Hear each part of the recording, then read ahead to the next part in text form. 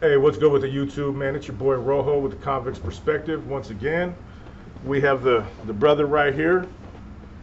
How you doing today, sir? Pretty good. How you doing? Not bad, man. What we're going to talk about today is how much prison has changed in this man's experience coming up, was the late 60s going to prison, all the way to the mid 80s, what it was like, and I could throw a little perspective on how much it's changed just when I started doing time in the 90s, man. So you told me that you went to YA in 66, man. Yes.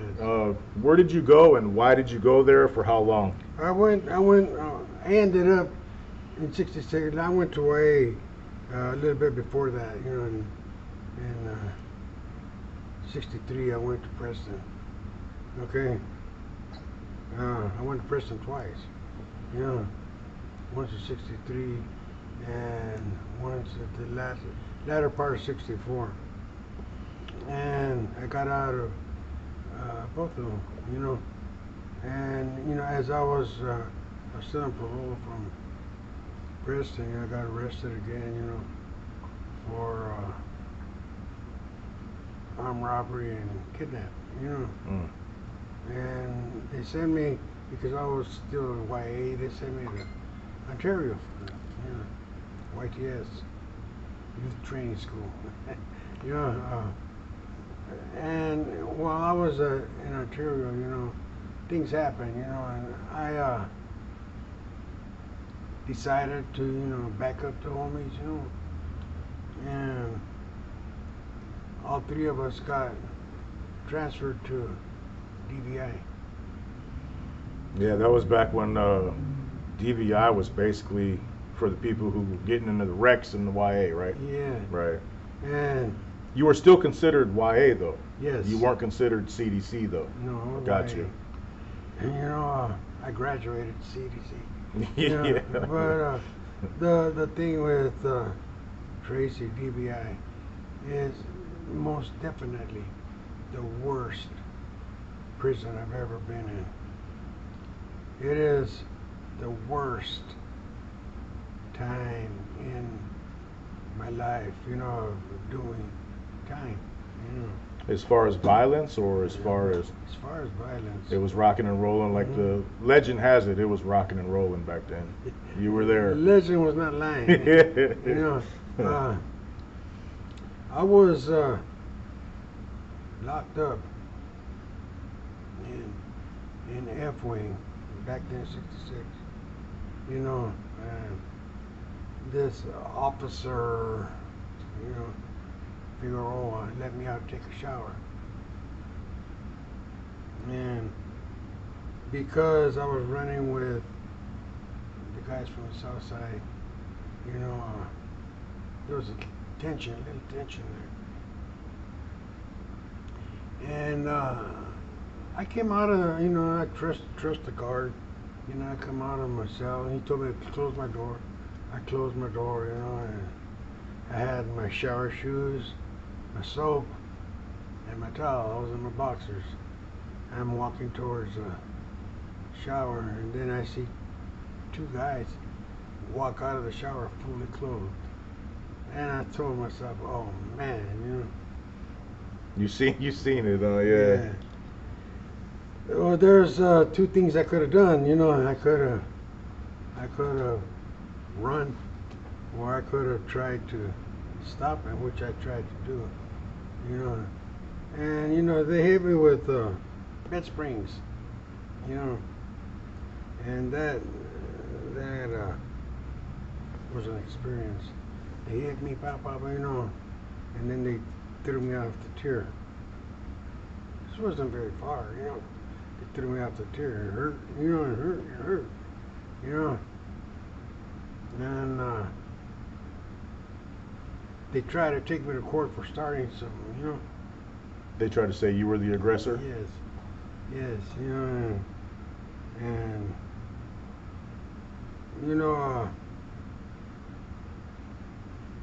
that's where you lose a lot of faith in law enforcement, because law enforcement takes sides just like everybody else does, So do you think that the law enforcement was angry with you, or they were just assisting somebody else who wanted to see you? I think they were assisting someone Yeah. else. You know, I think just like uh, Joe Morgan or Gilroy had some officers in their hand, Right. in their hand, turn their head, Uh, when Figueroa let me out of the cell, he knew what was going to happen, He had the gun, He didn't try to stop anything. Turned his back, Oh, really? And I went to the hospital. I got out of the hospital, went out in the yard. They asked me what happened, and told them what happened. They said, okay, and things happened, people just started getting, hit, and they asked me who did it. I didn't know their names, but I described them, and it just, madness came, and it seems like there'll be a hit and lockdown. Get out, there'll be a hit and lockdown. Get out, Right. And it happened for a while, but it taught me one thing, is never to trust just anybody, And then look at, whenever someone said something to me, I would look for the motivation of why they said it, Right. And that's what's kept me alive for so long, I never thought I was going to reach 30, and now I'm 32 years afterwards, and or more than that, 42 years afterwards, I just want to stress the fact, that when God's got your back, He's got your back. You know what I mean? He's not going to let. He's got something for you to do. In other words, He's not going to let just anything take you out. When you got another question? Yeah, I was just going to add to that, man, is like one thing that I learned real quick and that I try to stress to other people, that might be in the gang life still, that might be on the verge of going to prison if they don't get their stuff together, is what you said about trusting people. The hardest person and people to trust are those that you think Are your best friends. that are the ones that you can rely on. Those are ultimately going to be the ones to get you 90-something% of the time. I promise you. 99.9% of the time. He's not lying to you. I didn't want to go that high so you guys thought I was full of that crap. But he's telling the truth. That's who's going to get you. If you're a northerner out there, southerner's not going to get you. There's that much out. It's going to be another one of your people. They're going to fabricate stuff about your character. They're going to be envious of you for whatever reason, your position, how your rapport is with people of importance. And that's where the problem's going to lie. It's going to come from your own people. So all you guys on the streets that think, oh, this is my hood, these are my homies, they're cool. When some pressure comes down or an issue arises, they're going to be the first ones that you're going to have problems with. Always. Straight up. Hey, I got a question for you though. Sure. How was the inner reactions between, say, Latinos and Africanos, the black inmates back then? Until, everybody kept to themselves. So it's been segregated ever since back then. Ever Right. since back then. Everybody kept to themselves. It was when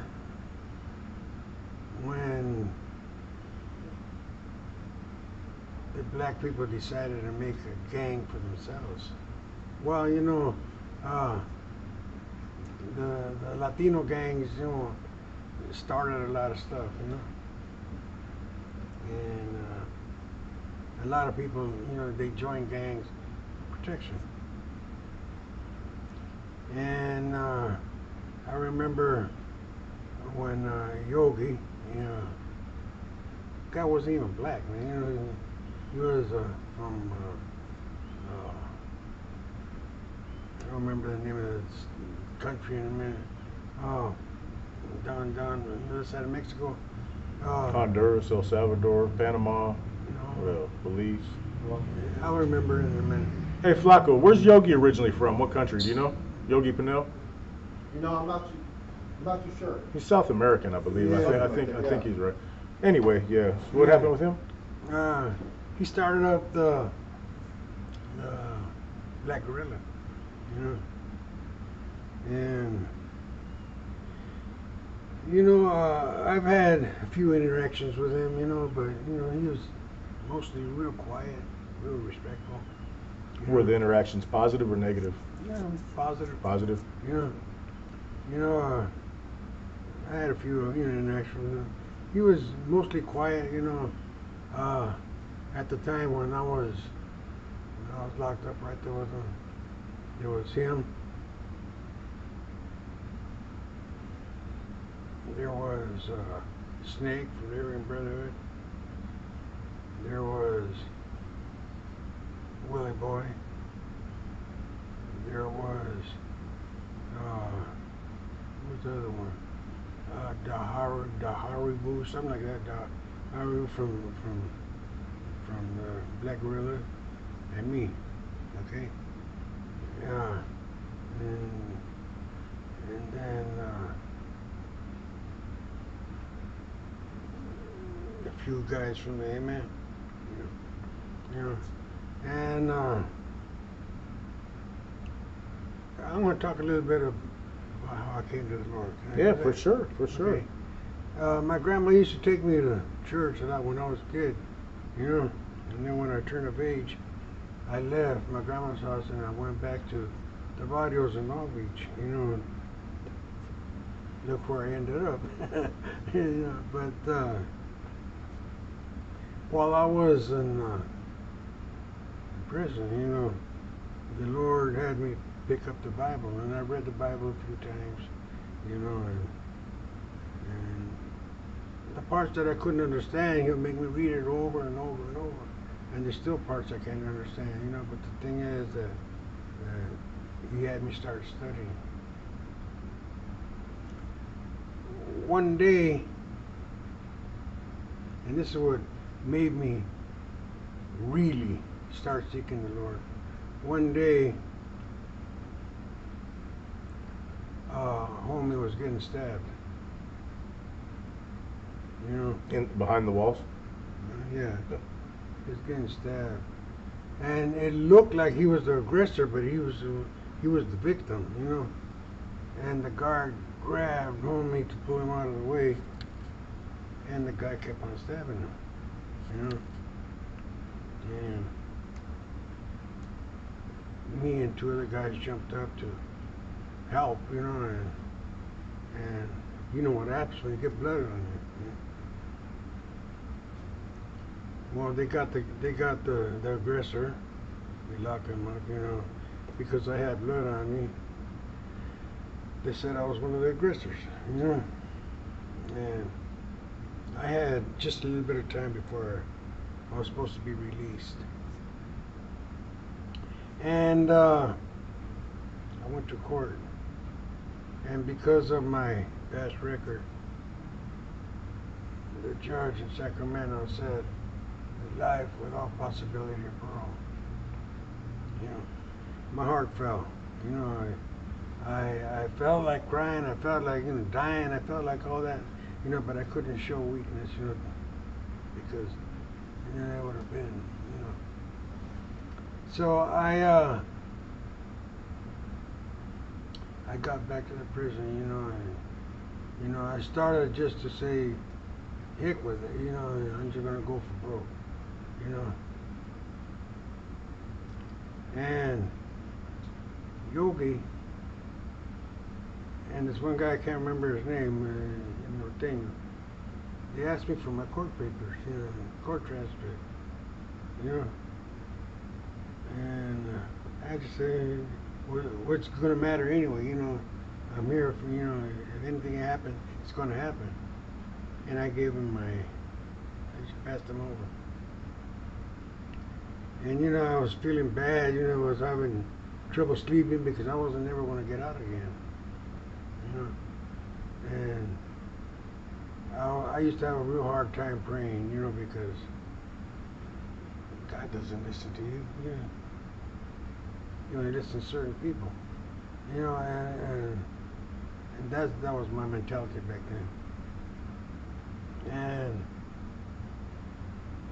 then they sent it back, and they said you should be hearing something, you know, pretty soon. You know, so about a month passed by, and they came and gave me a letter from the court. You know, and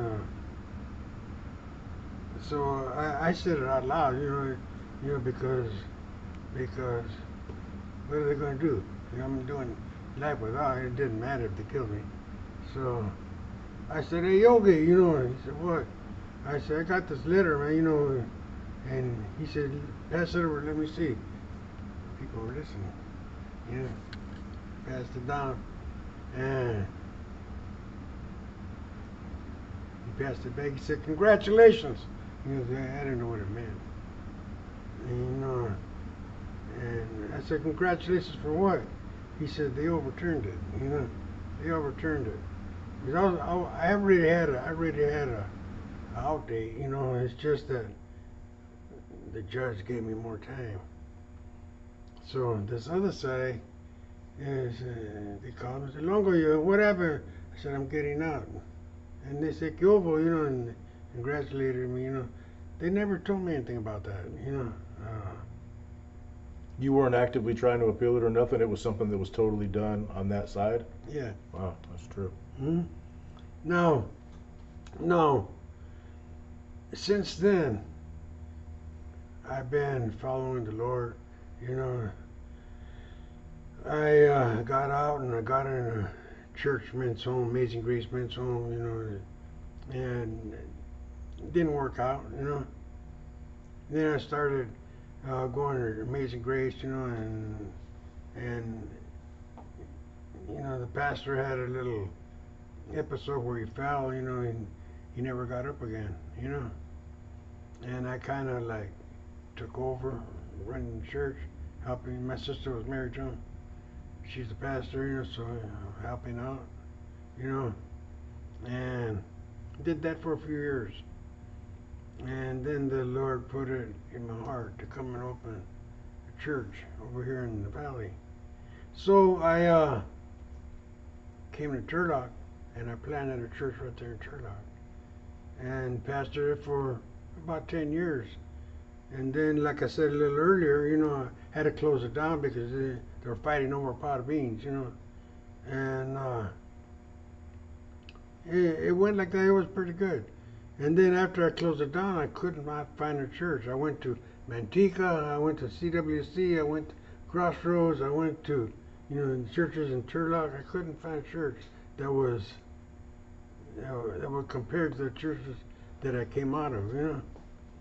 And then one day, a sister invited my wife to church. I said, well, let's go, you know. And it was a small church, you know. And, you know, I was expecting the same thing, you know. But the pastor went up there and he said one little phrase, you know, that hooked me in, you know. He said, Jesus is the senior pastor of this church. That's all he had. That's all he had to say, you know. That's all he had to say. And I've been with him ever since, right here at House of Rest. You know, I've watched this church grow. You know, and I'll say this much, okay? When King David said he wanted to build a house of rest for God, God said, no, you can't build it. Your son is going to build it because you got blood on your hands. You know, so Solomon built the house of rest. You know, even though Pastor David is got history in the gangs and stuff like that, you know, he doesn't really have any blood in his hands. You know, he's got a lot of words that came out of his rap songs, you know, and stuff like that, And when I came along, I told the Lord, hey, I can do this for you, Lord, and He said, no, you got blood on your hands, David's going to build my house of rest. Yeah, this is a nice place, man. I really like it here. Yeah.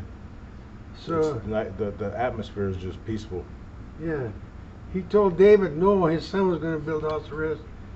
And when I told the Lord, hey, I could do this for you, I could help out.